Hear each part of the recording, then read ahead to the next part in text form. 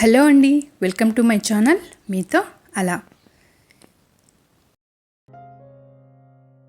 ఈరోజు ఉదయాన్నే అప్స్టైర్ పైకి వచ్చానండి.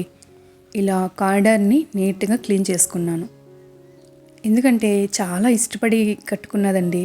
మనకి ఇలా ఓపెన్గా ఉంది కనుక ఫుల్ డస్ట్ ఫామ్ అవుతూ ఉంటుంది. సో నేనైతే ఇలా వీక్లీ వన్స్ ఇలా వాటరింగ్ చేస్తూ ఉంటాను. మనం ఇష్టపడి కట్టుకునేదే సరిపోదండి, ఎందుకంటే దాన్ని మెయింటైన్ చేయడం కూడా మన బాధ్యతే. సో ఇలా మనం అప్పుడప్పుడు ఇలా క్లీన్ చేస్తూ కాస్త వాటరింగ్ చేసుకుంటూ ఉన్నామంటే చాలా అందంగా ఉంటుందండి.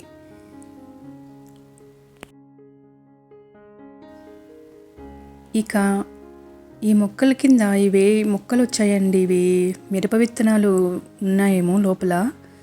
మొత్తం మిరపనారంతా వచ్చిందన్నమాట. అంటే ఇంతకుముందు వేరే కుండీలో పెట్టున్నాను. సో అవి ఇలా ఏమన్నా వచ్చాయేమో అని చూస్తూ ఉన్నాను. మార్నింగ్ అయితే ఈరోజు చాలా బాగుందండి. వర్షం పడట్లేదు కానీ పడుతున్న ఫీల్ వస్తుందన్నమాట.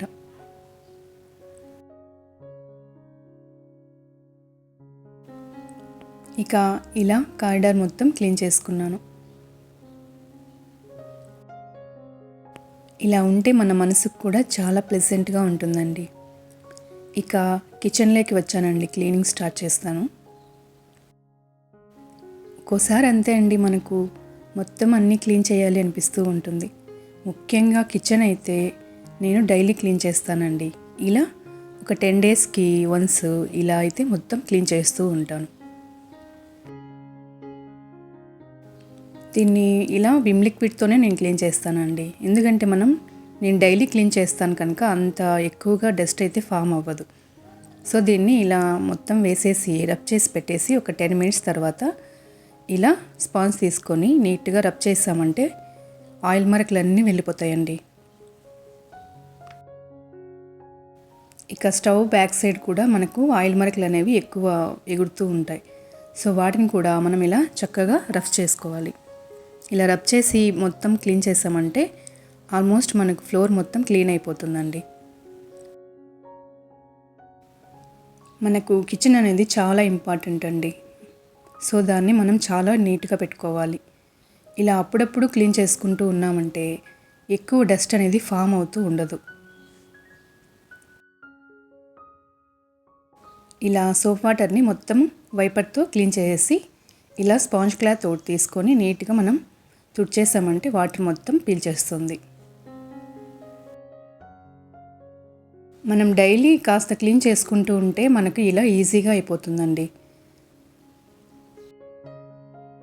మనకు కిచెన్ చిన్నదైనా పెద్దదైనా క్లీనింగ్ అనేది చాలా ఇంపార్టెంట్ అండి.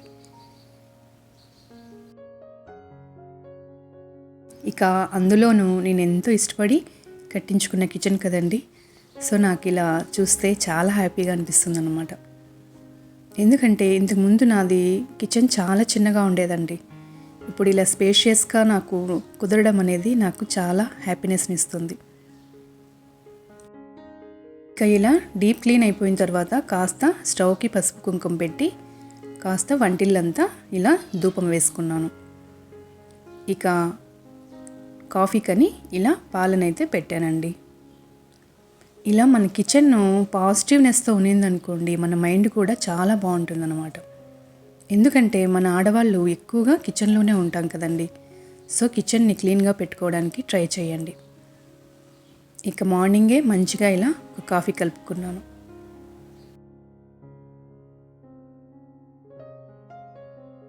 ఇక కాసేపు అలా కాఫీ బ్రేక్ తీసుకున్నాను అన్నమాట. ఇక ఈ పూజా సామాగ్రిని క్లీన్ చేస్తామని మొత్తం అన్నీ తీసేసాను. ఈ దీపాలు కూడా నా దగ్గర 2 సెట్లు పెట్టుకుంటానండి. ఎందుకంటే డే బై డే నేను అవి మారుస్తూ ఉంటాను. సో వాటిని కూడా ఇలా పసుపు కుంకుమలు అన్నీ తుడిచేసి తర్వాత నేనైతే వీటి క్లీనింగ్కు పీతాంబరి వాడతానండి. సో పీతాంబరి నాకు బాగా పనిచేస్తుంది.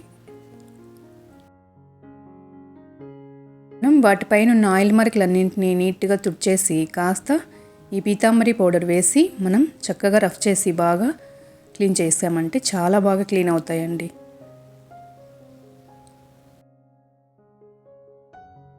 ఇలా వీటన్నింటినీ క్లీన్ చేసి కాసేపు పేపర్ మీద పెట్టేస్తాను, ఎందుకంటే అందులో ఉన్న వాటర్ మొత్తం వెళ్ళిపోతుంది. దీనికి చింతపండు కూడా యూస్ చేయొచ్చండి. సో మనం చింతపండు యూస్ చేసి కూడా మనం క్లీన్గా వీటిని చేయొచ్చు. ఇక వీటన్నింటినీ డ్రై చేసుకోవడానికి దీనికి సపరేట్గా ఒక క్లాత్ అనేది నేను పెట్టుకుంటాను. సో పూజ సామాగ్రిని ఇలా నీట్గా మొత్తం క్లాత్తో తుడిచేస్తున్నామంటే మనకు చాలా బాగా క్లీన్ అవుతుందండి. ఇక నా పూజా రూమ్ను కూడా మొత్తం అన్నీ తీసేసి నీట్గా క్లీన్గా తుడిచేసాను. మనం ఇలా డీప్ క్లీన్ అనేది అట్లీస్ట్ మంత్కి వన్స్ అన్నా ఇలా చేసుకున్నామంటే మనకు మంచి పాజిటివ్నెస్ ఉంటుందండి. ఇక ఇక్కడున్న పటాలన్నీ, దేవుడి పటాలన్నిటినీ ఇలా నీట్గా పసుపు కుంకుమలన్నీ తుడిచేశాను. ఇది నా గృహప్రవేశం రోజు సత్యనారాయణ స్వామి వ్రతం చేసుకున్నప్పుడు పెట్టుకున్న ఫోటో అండి. సో నేనైతే ఆయనని ప్రతిరోజు కొలుచుకుంటూనే ఉన్నాను. ఇక ఇలా చక్కగా పసుపు కుంకుమలన్నింటినీ పెట్టుకుని మంచిగా ఇలా పూజ చేసుకున్నానండి. అసలు పూజ గదే లేని నాకు ఇంత మంచి పూజ గదిని, ఇంత మంచి ఇంటిని ఇచ్చినందుకు ఆ దేవునికి మనం ఎంత థ్యాంక్స్ చెప్పినా తక్కువే అనిపిస్తుందండి నాకైతే. ఎందుకంటే మనం ఎంతో కష్టపడి ఇల్లు కావాలి అనుకుంటామండి కదండి. అలాంటిది మనకు ఎంతో ఇష్టమైన ఇంటిని దేవుడు ఇచ్చినందుకు ఆయన కృతజ్ఞతలు అయితే తెలుపుకోవాలి. ఇక ఈరోజు బ్రేక్ఫాస్ట్కి అయితే లెమన్ రైస్ చేస్తున్నానండి. సో ఇక బ్రేక్ఫాస్ట్ కంప్లీట్ అయిన తర్వాత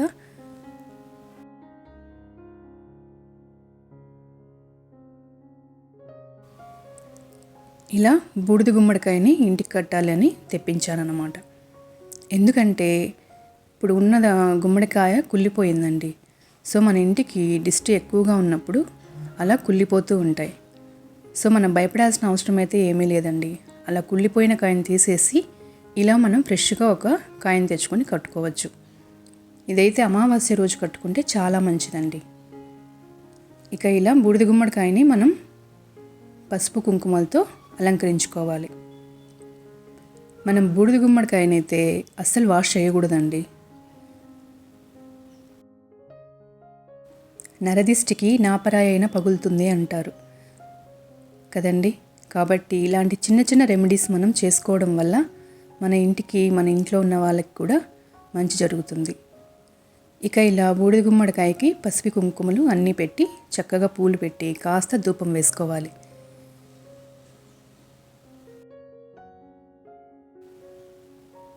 ఇలా చక్కగా బూడిద గుమ్మడికాయకి ధూపం చూపించాలండి. ఇక నేనైతే దీన్ని కాసేపు పూజ రూమ్లో పెట్టేస్తాను.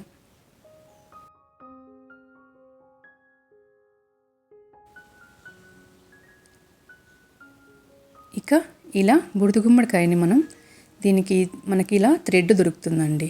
సో ఇందులోనే మనం దాన్ని ఫిల్ చేసుకోవచ్చు.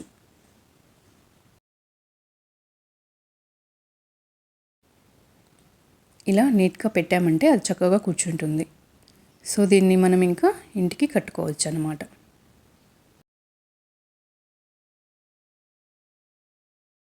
ఇక ఈరోజు ఎలాగో అన్నీ క్లీనింగ్ చేస్తున్నాం కదండి, అందుకని ఇలా గడపకైతే మంచిగా పూజ చేసుకున్నాను. గడప మొత్తం చక్కగా కడిగేసుకొని పసుపు కుంకుమ పెట్టి ఇలా పువ్వులు పెట్టి కాస్త ధూపం వేసుకున్నామండి. ఇలా చిన్న చిన్నవి చేసుకుంటే మనకు మనసుకు చాలా ప్రశాంతంగా అనిపిస్తుందండి. మన ఇంటికి కూడా మంచి పాజిటివ్నెస్ వస్తుందన్నమాట. ఇక బూడిద గుమ్మడికాయ కడదామని పైకి వచ్చాను. చూసారా, ఇది పాతదండి. అసలు ఎంత పాడైపోయిందో ఏమో. చూసారా ఎంత దిష్టి తగిలిందో అని అనిపిస్తుంది నాకైతే. సో ఇక దీన్నైతే తీసేసి పక్కన పడేశాను. ఇక ఇలా ఫ్రెష్ గుమ్మడికాయనైతే ఇక్కడ కట్టాను. ఇలా ఈరోజైతే మొత్తం క్లీనింగ్స్తో ముగిసిందండి. ఇదండి ఈరోజు వీడియో. ఈ వీడియో మీకు నచ్చినట్లయితే లైక్ చేయండి, షేర్ చేయండి, సబ్స్క్రైబ్ చేసి నన్ను సపోర్ట్ చేయండి.